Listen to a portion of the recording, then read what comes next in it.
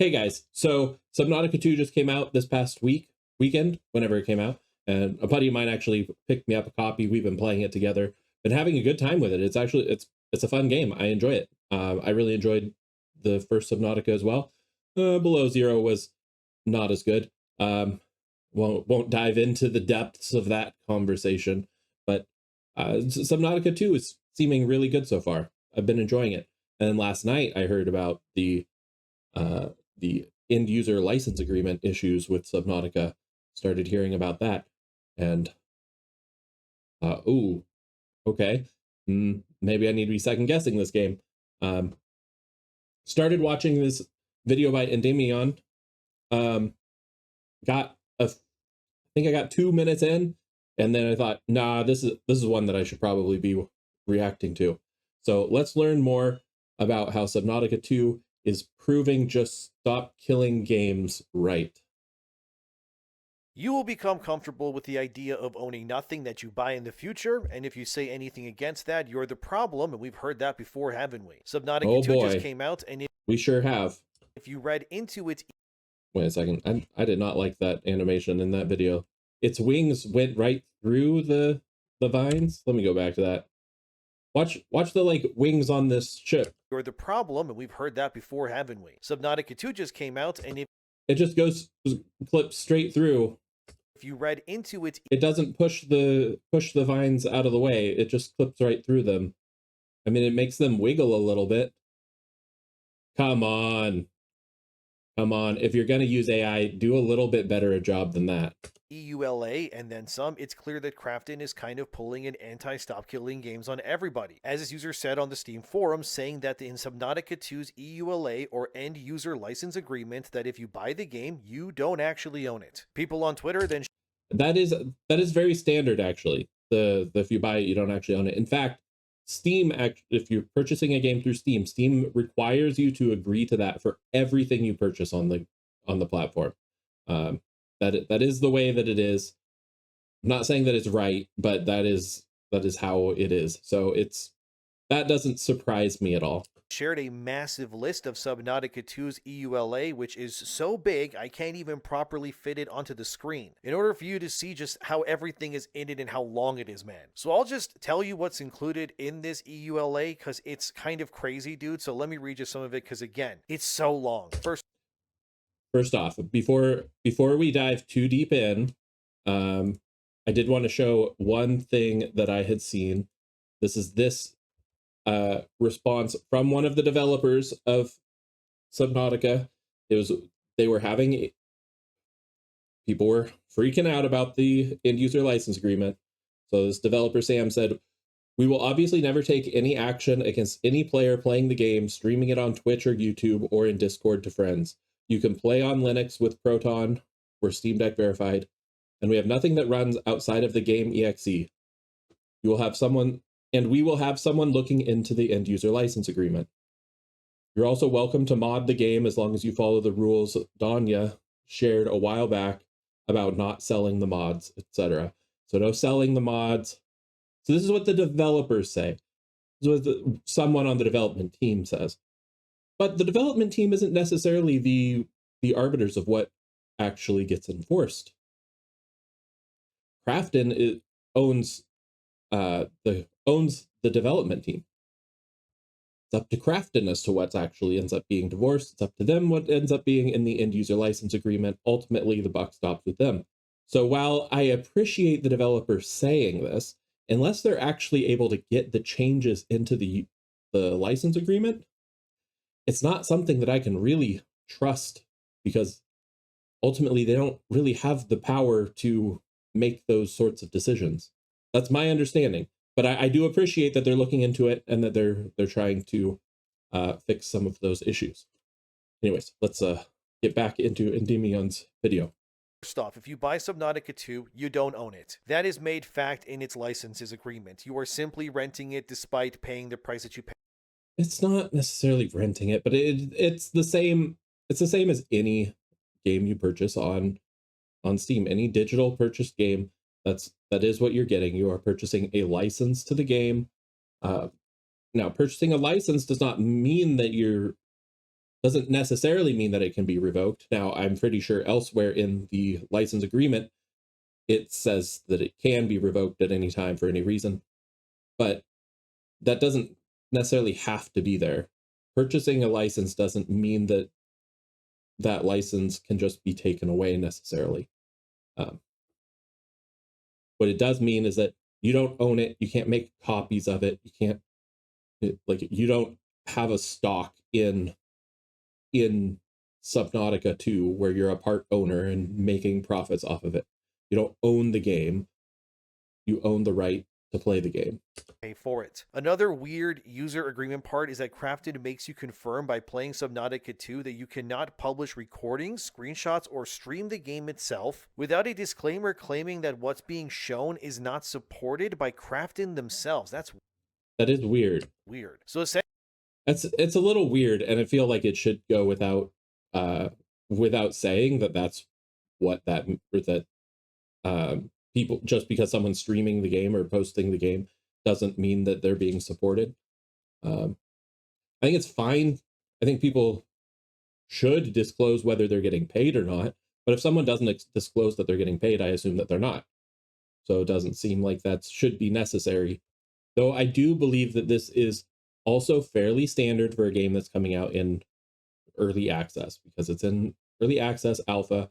I think a lot of studios do put something like this in there so that they want it to be well known that this isn't the final product. This isn't the ultimate like end result. So I think that that's fairly common, but doesn't mean it's necessarily good. I don't like it being in there. Again, I'm probably going to end up saying that a lot of things in this end user license agreement are standard or are pretty common. That does not mean that I agree with them. Just because something is standard, just because everybody else does it, doesn't mean that I think it's something that they should do also. So this is one of those cases. I don't think they should do that. I think they could just wipe that clause out of their end user license agreement, just highlight it and delete, and it would just make things better. essentially, they need you to tell everyone you're not sponsored by them to play the game, and that any and all footage of Subnautica 2 that is used by anyone on the internet is also subject to the very EULA you have to sign in order to, play the game in the first place. You also cannot upload said content onto a paid platform, which that one is nebulous. Maybe they mean Patreon, but if it could also be YouTube, which that makes zero sense either. Yeah, I'm not sure about that one. Uploading it onto a paid platform. So I mean, nothing can go up on X. If you're verified on X, then you can get paid. Does it mean you can't put it on YouTube where you might make AdSense? If you're actually at the point in your YouTube career where you can make AdSense, yeah, I don't like that. I don't like that at all. My guess is it's the intention. My guess, to give them the benefit of the doubt, my guess is the intention is to avoid things like Patreon, where they don't want people putting it behind a paywall. But that isn't what my understanding is that's not what the wording of it actually says. And so it's, also left intentionally broad to try to cover their base in as many ways as possible. So I'm not liking that one. So does that mean that every video of Subnautica 2 is cooked then? Like, that would be disastrous, including this one too, by the way. One of the points in the EULA states that Crafton can apparently take access away from you at any point for any reason without prior notice. And this point, especially, is brought up many times in this agreement. So this is also pretty standard, but this is like the most egregious one in my opinion. It might be standard, it might be what a lot of them do, but it is terrible. This should not be in there. that's good to know, that you can just lose access for no reason, I guess. The terms of the agreement can also change for any reason that Crafton wishes, without your consent, and they also don't need to give you prior notice either to doing this, which is another point that is brought up many, many times. Something to point out is that some of these are actually not legally binding. They want you to think that they are. They want you to think that you can give up your rights like that, but you're not allowed. You cannot sign away your rights like that. So things like they can change it at any time. Yes, they can change the agreement at any time, but you are not forced to agree to that agreement. So any changes, you're not held as though you agree to everything in perpetuity.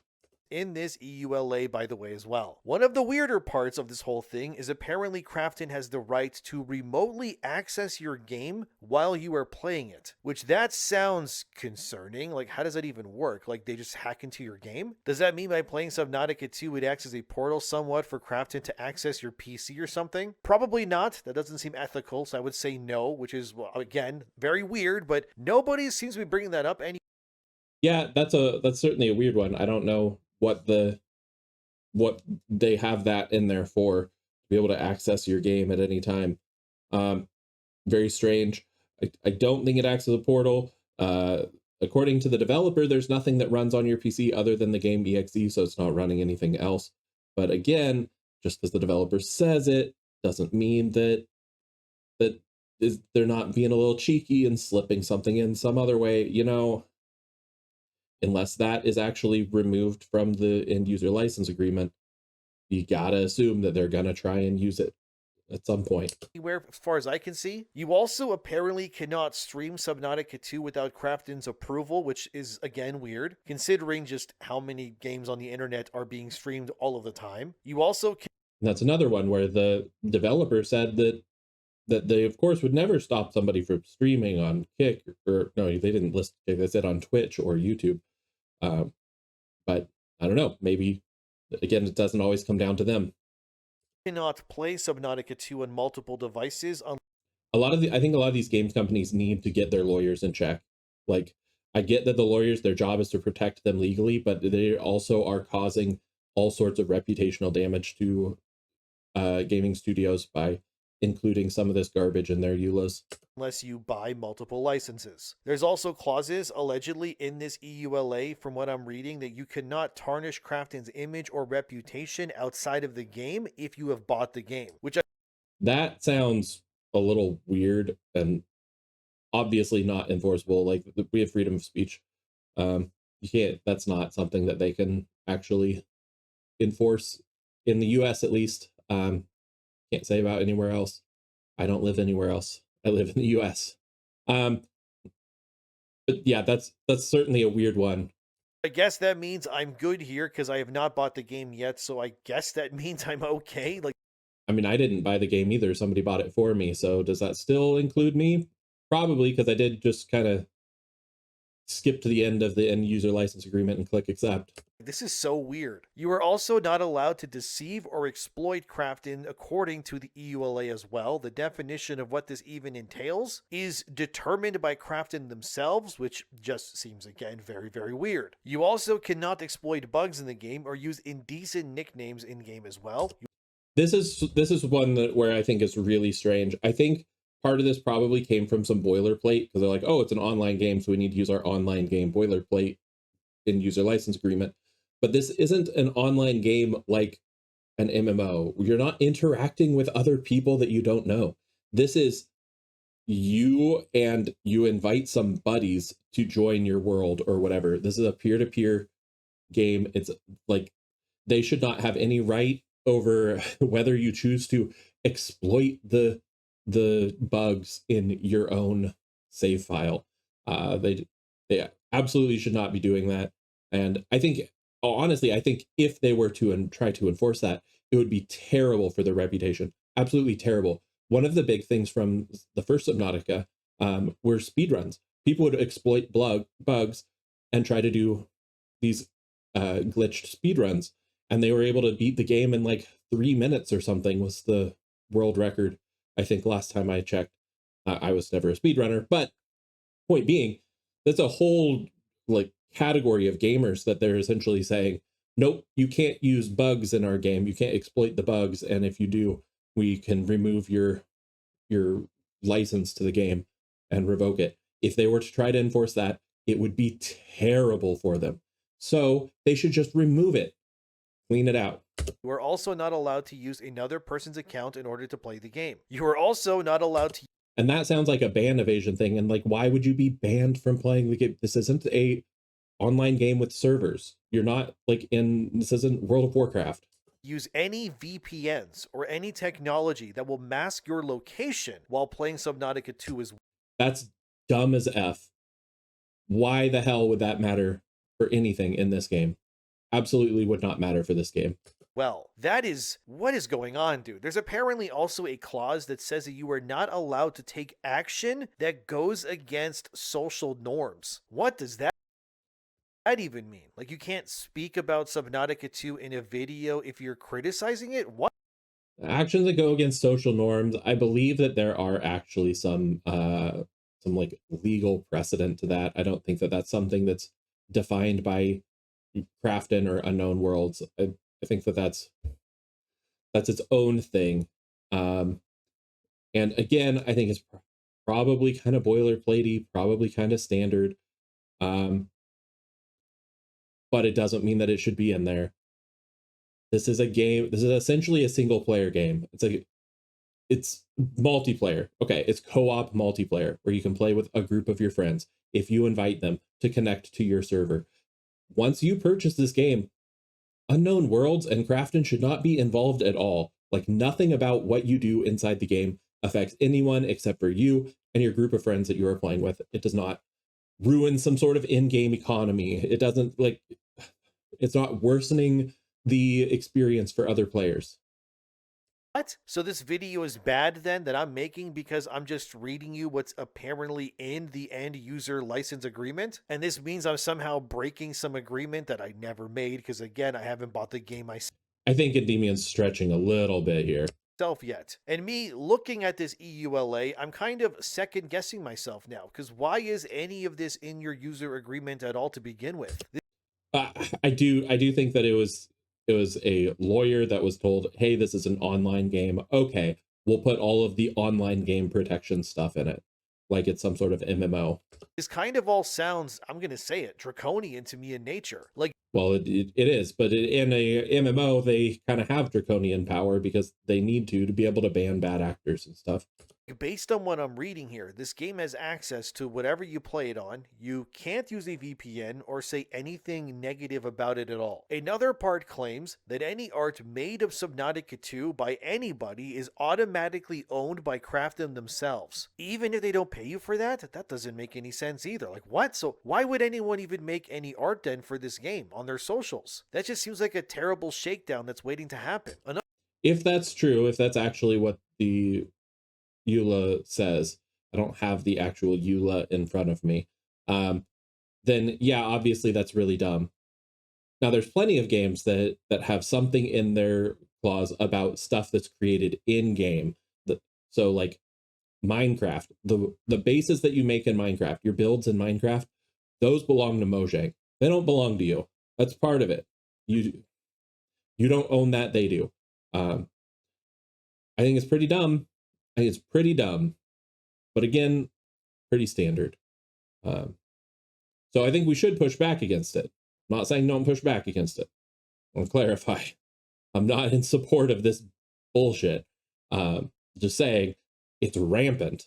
It's everywhere in the industry. Another part of the EULA claims that if you use the documentation of the game, you forfeit the right to sue Crafton or its employees over anything in the future. You are also unable to get refunds for Subnautica 2 if you accept these terms, apparently, according to what I'm reading anyways. Also, well, with Steam, Steam has its own refund policy. So if you purchase the game on Steam and you've played for less than 2 hours and have owned the game, I think it's less than a week, then you can get a refund. And there's like a no questions asked refund at that point. I don't think that Crafton or Unknown Worlds or whoever it is, whichever part of that entity is in charge of the EULA, I don't think they have any sort of right to make a change over that. I don't think they're going to be able to twist Steam's arm on that one. As far as other platforms, I have no idea. I have no idea if you'll be able to get refunds on other platforms. Crafton has the right, apparently, to delete your account if your information on your account is not accurate. What does that mean? Like, if you buy this on Steam and your, I don't know, mailing address is wrong or your name is a nickname, they can now shut down your Steam account because it's not correct. Like, that needs further elaboration. Again, I think this is another one that has to do with like an online server or something where if you're misleading them as to who you are using a fake name or something when setting up your account, then they can remove you. Because probably at that point you're probably ban evading. You're someone who has been banned from the game for being a bad actor, and you're creating a new account and lying about who you are so that they don't catch on. Um,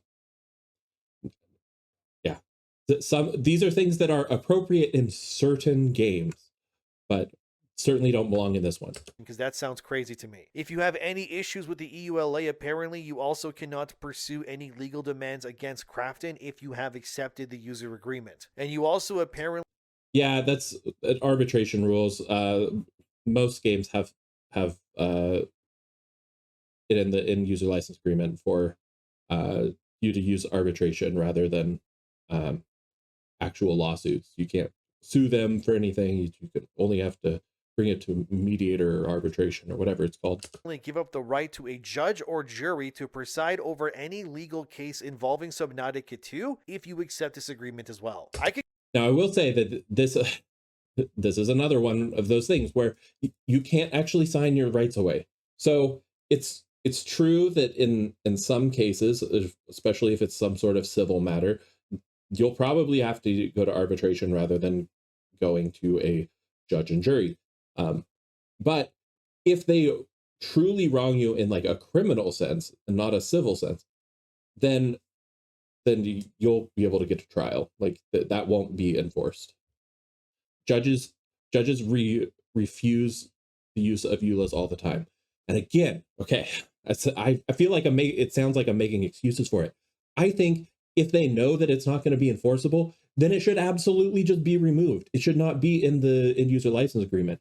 And by putting it in there and being like, well, it won't be enforced, so it doesn't matter, is bullshit. And that's the sort of thing that needs to go away, because that's essentially just trying to frighten people away from actually taking action. Yeah, get rid of it. Keep going, but again, right here, I'll just put like just a part of this user agreement on screen here. Again, it's very long. It's being shared all over the place. So if this information is incorrect, I guess let me know. But again, it's being shared all over Twitter right now, and many people are, well, understandably very upset by it existing. Apparently, other users combed through the EULA and tried to calm the nerves. One of the only parts that somewhat makes sense is the reason why you cannot publish recordings without a disclaimer, which I guess I'll have to put that in my description box now to make sure that I don't get, crafting ninjas flying through my windows at night, is because the game is in early access currently.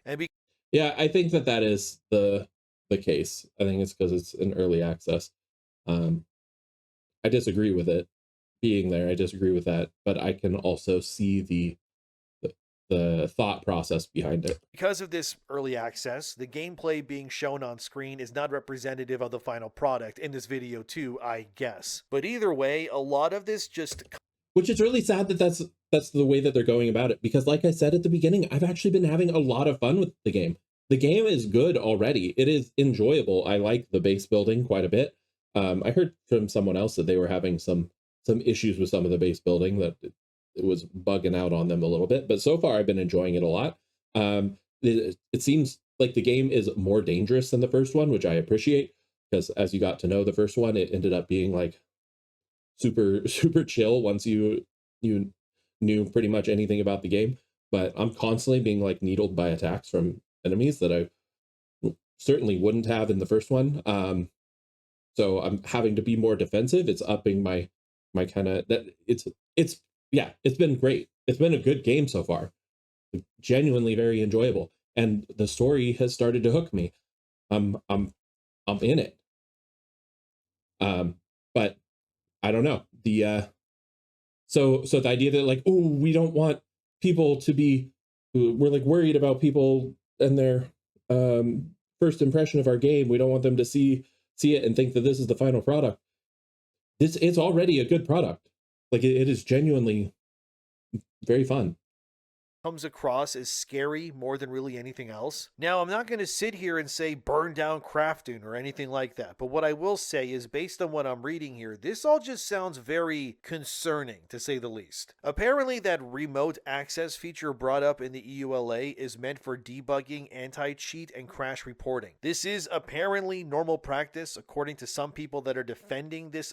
Again, since it's basically a single player game, it doesn't even make sense to be worried about anti-cheat Agreement thing, because this is how every game on Steam collects crash data and such to improve their games. Either way, how it's worded at least makes it sound way scarier, so maybe they should change that. I'm not going to frame this video as me saying that Crafton are super villains, but I'm also not going to say that their EULA here sounds reasonable either, because it kind of doesn't. I think really this whole doesn't. thing is more He's right. scary than anything, and also shows how for some publishers are really just going to be pushing when it comes to their future Why is he mixing in below zero footage?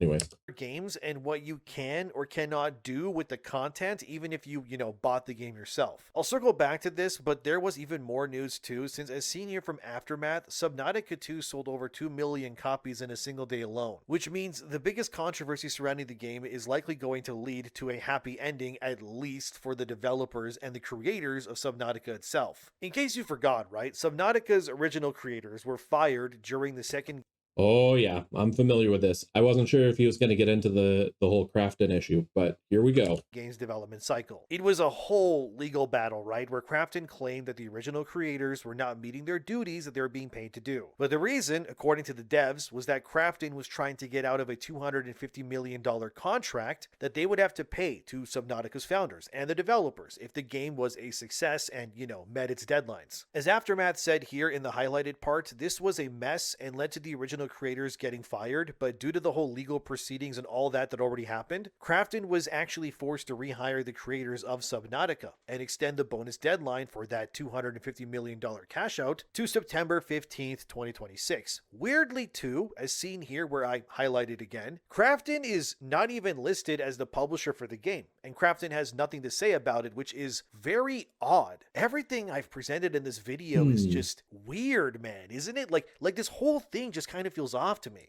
I think the Crafton CEO is a little butthurt about losing that lawsuit.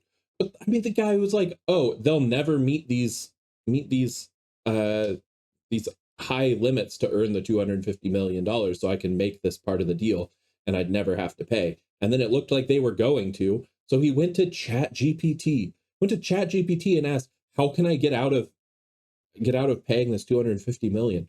And my understanding is that the logs show that ChatGPT was fighting him on it for a while, but eventually you're able to get ChatGPT to say what you want it to say, and it gave him like a list of steps to try and avoid paying out the $250 million, and among those was firing the lead developers, the heads of the studio. So he did that. And then after he followed this step-by-step instructions given to him by ChatGPT, he quote unquote deleted his ChatGPT message. He deleted it thinking that, oh, that means that it's gone. It's gone forever. Nobody will ever be able to trace that down and see that this was all some sort of pre-orchestrated plan that I had. Except in Discovery, they're able to get all sorts of information, and they were able to get the logs from ChatGPT and see exactly what he had typed. He thought that deleting it on his end actually deleted it off of ChatGPT servers. Yeah, right. If you're not aware, anything you post on the internet in any sort of service is recorded permanently. It's there. You're not going to be getting rid of it. Just because you hit delete does not mean it's gone. How is Crafton benefiting from the sale of Subnautica 2 if they're not even listed as the publisher? What's going on here? The happy ending here, at least so far, is that whole Well, they're benefiting because they own Unknown Worlds. So they're not just the publisher, they are the owner of that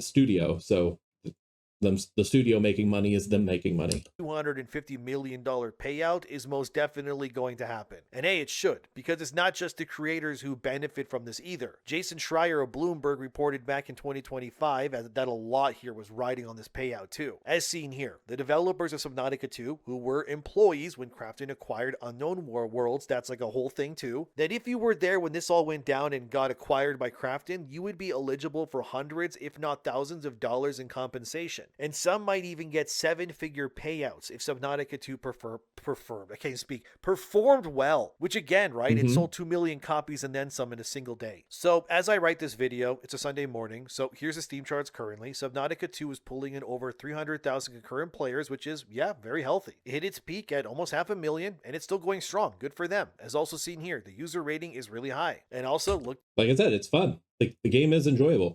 There on the left, yeah, the publisher is Unknown Worlds themselves, not Krafton. That's really interesting. So Krafton is kind of being shafted from this release, which makes you wonder what agreements did they and Unknown Worlds come to behind the scenes prior to this release then. Either way, based on what's, we're seeing, this is another reason why something like a Stop Killing Games is needed. Because whether Subnautica 2 is good or not, the reality is still the same. You're just not an owner of the game if you buy it. You're just, temporary. And the fact that the end user license agreement clearly states that you can have access to said game revoked at any moment, like that's a scary thing to normalize, because it's already normalized. I hate to say it, I hate to burst your bubble there, but it's already normalized, and it is a scary thing. It's a terrible thing. It's something that should be changed and fixed. I can agree with that. That's just not okay. I know it's not really about any one game really, it's just that seeing this happen time and time again all the time really makes me worried about the future of ownership as a whole. Now, of course, okay, yeah, every publisher has legal agreements to some degree when you play. I know that's not exactly new. But what's changed is the public awareness around what these sorts of things actually represent, and I'll just say it how it is. It's all designed around controlled access, because that is what it is. So it's no surprise why people are reading the fine print here and you're seeing the sort of backlash online that you are, because people are kind of realizing and asking a very uncomfortable question, which is, what exactly are we buying anymore when we buy these games then? And yeah, that's a good question to ask, by the way, because it stands right now, when you buy a modern game, you do not own the software. Your access can change whenever whoever is selling it to you. Yeah, if it was just, hey, you're buying a license, then you could say, well, I own a license to the game so that I can play it. But if they also have we can revoke your license at any moment for any reason, then yeah, what are you buying? You're paying for the download. It's a little messed up. Hopefully, if they ever try to revoke someone's license like that, that they'll get a good fight in court over it. But most people aren't going to fight in court over a $20. See, it was $30. I think the game was $30.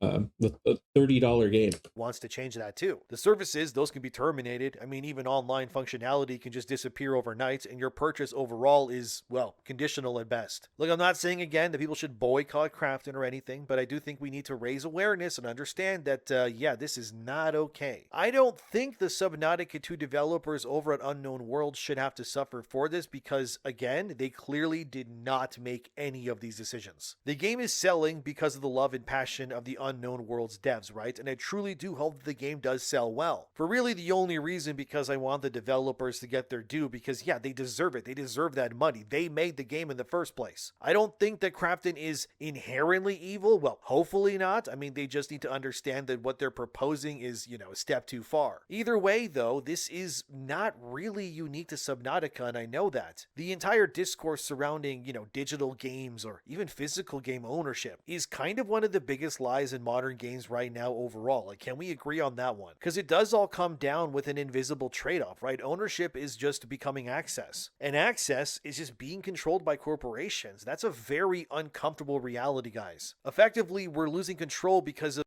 It is. Who knows how long it is until they start charging you a monthly fee to maintain your access to games that you've already purchased. of convenience. This is exactly why something like a Stop Killing Games matters. Because, well, they're combating this very idea. Because games disappearing, that's a huge problem, no matter like what platform you're on, by the way. A few days ago, SKG, as seen here, released a video surrounding their current ongoing battle with the Californian side of digital game ownership, which will be bad news for all American users if this law does not go through. I'll leave a link in the description box to that video if you want to watch it yourselves, but this is all a part of the Protect Our Games Act, as seen here, which Chris Ward, who's a representative for SKG, is working in tandem to ensure that the draconian laws of games ownership do not in fact ruin more in the future. It would take way too long to go through the entire document here, but we would be here for like an hour or so. So basically the idea here is that Chris Ward, Ross Scott as well, who's the face of SKG, and more, are all kind of working together to ensure that this law becomes real, because it would be a huge blow to what companies like a Krafton are trying to do with Subnautica and its access. Unfortunately, for the Protect Our Games Act, it would only apply in theory to games purchased in January 2027 onward, as you can see there. Laws, of course, take a bit to get put in place, obviously. Right, and that makes sense that it wouldn't be retroactive, because you can't put laws into place that retroactively change agreements or change things. That's dumb. As like, same way that like if we put a law banning drinking alcohol, you couldn't then go arrest someone for drinking alcohol in the past when it wasn't against the law, right? So that makes sense to me. That is, if this all goes through well, that is something that only affects things that happen in the future. But the idea is that future games would have to respect you and allow the versions of these games to operate and exist, even when official support ends in places like North America, which obviously there's a lot of money and users there for sure. Digital Trends, for example, as seen here, released an article surrounding this very same story with updates. Currently, the Protect Our Games Act is gaining momentum, and as the SKG video I have in the description box below also says at one point, they as an SKG's leadership believe that no company has any moral ground to stand on in order to deny the passing of this law that would protect you from things like what Subnautica's end user license agreement says, of course. I'm only going to be here briefly to provide some context, and then Ross will be back again. Stop Killing Games was launched shortly before Christmas last year, when I flew over to meet with Jonah Goldman, who is now leading the US section of Stop Killing Games. Around the same time, work began on the California bill, the PARG Act. SKG has been directly involved in that effort, working with Assembly Member Chris Ward's office in the California State Assembly. The paper you're about to see was not made public by the ESA outside of the California State Assembly. And quite frankly, we believe that that is because they know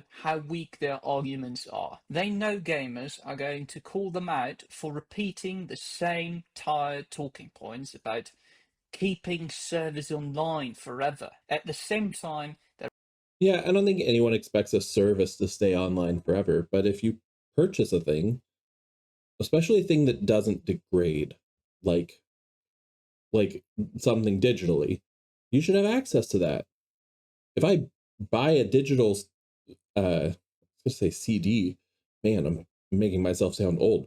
If I buy an album digitally, I should have access to that forever because I bought it. And it's something that doesn't degrade or break down. Why would that go away? Why would I lose access to it? Same way with a game. If you bought it, you should have access to it. Now, I can understand maybe saying in like an online game, I'm going to use World of Warcraft again as an example. If someone's found to be cheating or something, be like, you can't play on our servers.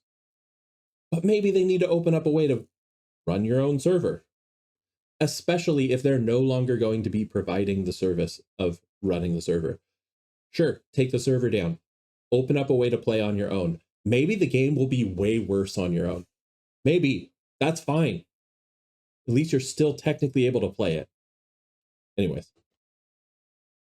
Reached out to ABC News to spread random out-of-context lines about how expensive this is all supposedly going to be. We believe the public has the right to see this. This is a public consultation, so the public should be part of it and not just the assembly members, and the lobby. One of the Right. groups, however, that has like opposed this bill or anything like it for something like 2 years now is the ESA, or Entertainment Software Association. So as it states here in the highlighted section of the ESA's rebuttal towards all of this, they believe that AB 1921, which is what the Protect Our Games Act's other name is, by the way, is flawed by nature. They think the entire point of this law goes against what corporations want, as the ESA says here, which I highlighted. AB 1921 is seeking to create a new consumer right to digital games by taking away rights from creators. The bill forces creators to design, reproduce, modify, or distribute their games on state-mandated terms rather than their own terms in violation of the Copyright Act. AB 1921 is not a consumer protection bill, it is an unworkable mandate with serious unintended consequences. It will limit how developers design modern interactive experiences and reduce access to online features players expect. AB 1921 will result in fewer games, higher costs, and less innovation.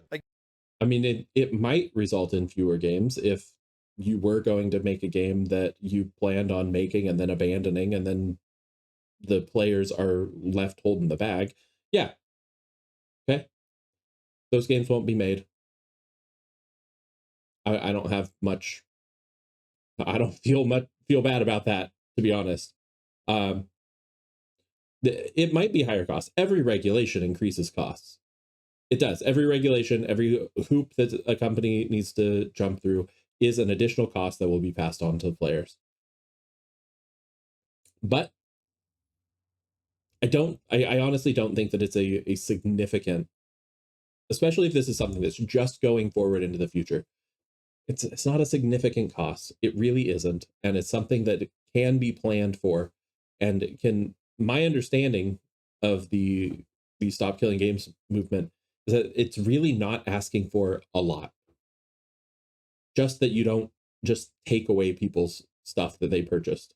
Again, this means that the ESA believes that what Subnautica 2 is doing currently, by being able to revoke access whenever they please apparently and then some, is actually favorable than to giving the people who buy games, more options, because that will just result in less innovation, fewer games, and higher costs, apparently. Anything but you pretty much owning things is the goal here pretty much, and whatever needs to be said to keep that mandate going, that's going to be upheld. Either way, people have spent money, right, on their libraries. I know I have, and it's crazy that the better thing to do is just, nope, this doesn't exist anymore, and just get lost. Like, that's what they want. No wonder you have the backlash that you got that's going on. It's not just single player games like Subnautica, right? It's MMOs too. Like, there's literal graveyards full of games that people have spent money on that they just can't access anymore. Even single player titles, they get delisted too. For example, Lego 2K Drive, as you can see here. That game is going to be delisted very, very soon. The multiplayer options will cease, and if you don't own it already, it's gone for good. A great recent example of this very thing happening in real time. What makes the whole Subnautica 2 discussion so important within this is that it's a game where players are still, emotionally associating with the immersion when they're playing it, right? Like Subnautica, that game represents exploration, isolation, even world building. And because of that, people are emotionally invested in these worlds. Like, how can you blame them? Like, that's why it just sold 2 million copies in a day already. That's crazy. But when these legal language nonsense stuff reminds players that even these experiences ultimately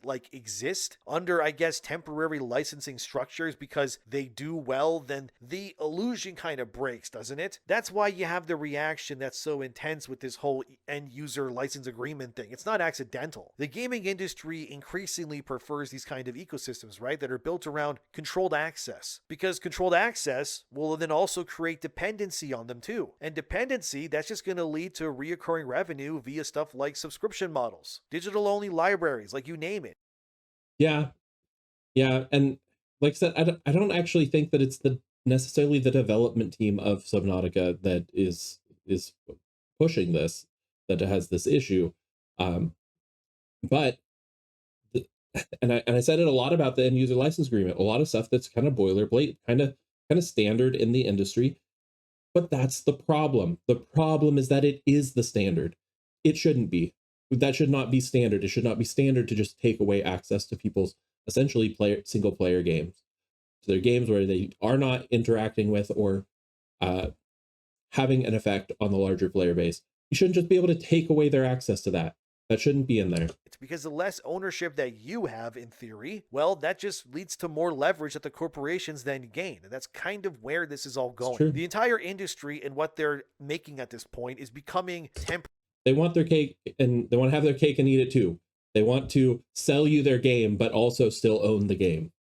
temporary, right? It's your games, it's the DLC, it's the storefronts, like you name it. It's all being turned off and on by a simple switch, and you really can't do nothing about it currently. So the future in the end here is where your library of games only exists through permissions, and your games will require perpetual authentication. Preservation also just becomes impossible unless it's on GOG, and now the corporations will just have Shout out to GOG! full access. That's kind of the nightmare scenario that many see that is now approaching, and honestly, they're not crazy for worrying about it. SKG should be about you owning things and your rights. The idea that art and entertainment shouldn't just evaporate immediately out of nowhere. So if buying no longer means owning anything, well then something is deeply broken with this system then, isn't it? The controversy surrounding Subnautica 2, it is bigger than one end user license agreement, okay? It exposes the future that the whole gaming industry is, quietly building towards without people even realizing it sometimes. A future where your games are just becoming services. Gaming became one of the most powerful entertainment mediums in history because players formed real connections with these worlds. I know I have. The problem with gaming and, well, everything becoming services is that people are rapidly growing tired of paying for all these services. Rapidly hitting the point where they cannot afford to continue paying for these services. And some of those, they're going to collapse. The corporation's constant desire for the maximum amount of greed possible. I mean, I hate even saying that, but it is a business's job to make money. That's what they're trying to do. They're trying to maximize profits. But their push for that, for getting the absolute maximum, it's going to end up failing. And until people start saying no to some of these services, they won't learn.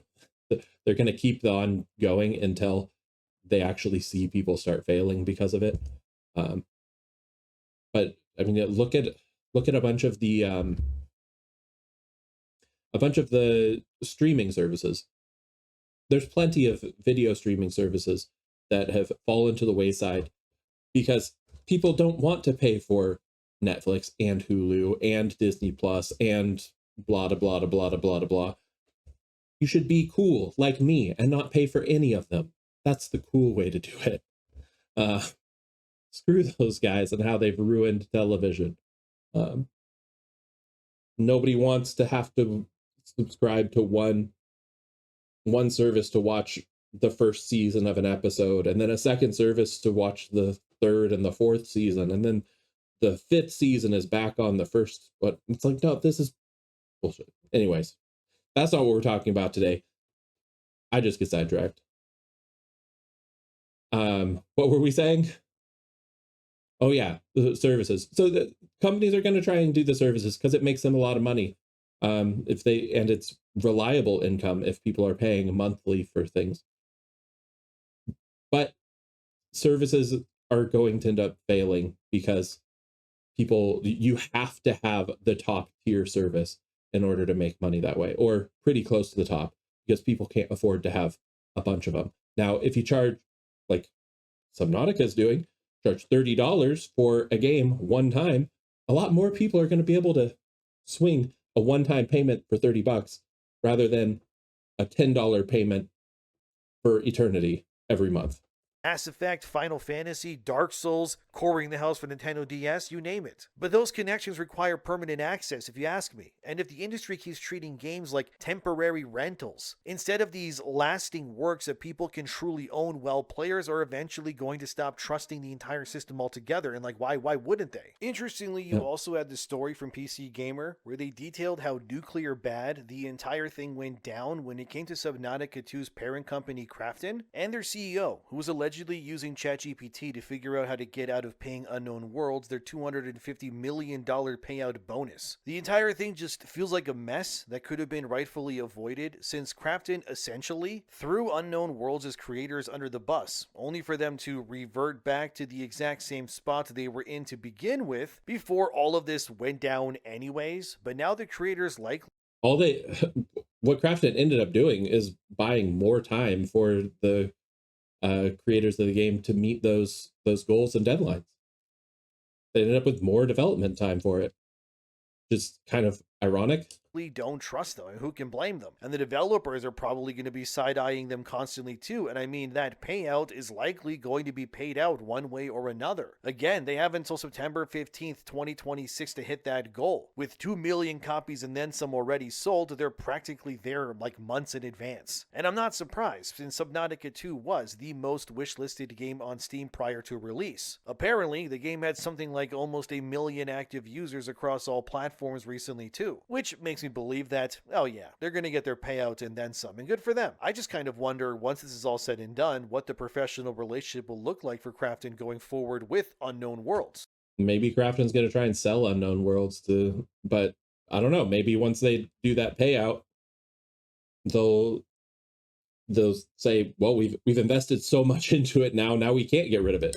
Will everybody just leave once they get their payouts and then leave Subnautica gutted? I mean, the developers could just leave with the creators once their contracts expire. They could just make another studio, and then they could just make Subnautica 3, even if it's not called that, obviously. I mean, we've seen this happen before, and I mean, if they were willing to throw these people under the bus the way that they did, who's to say it won't happen again in the future, right? Either way, it's a complicated position, but do I support Subnautica 2 or not? It's kind of hard to say. Do you support it even? But either way, that whole EULA is kind of crazy draconic, no two ways about it, honestly. And the backlash that Crafton is receiving is kind of warranted because it's crossing a line that honestly shouldn't be crossed in the first place. Again, I don't hate Crafton, but they need to meet people halfway here. Otherwise, this is just going to keep getting worse. But what do you think? Let me know. Thanks for being here. Subscribe if you'd like to. Again, my take is that the game is good. I hope that they get the end user license agreement fixed up. The game's in alpha and in early access, and maybe this is just an early access testing of their end user license agreement. Maybe they'll get it fixed up and fix things.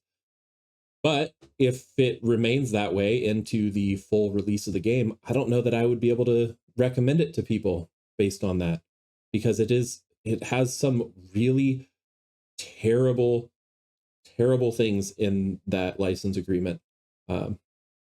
And I think on principle, people should say no if it's going to be like that. Anyways, that's it for me. Take it easy.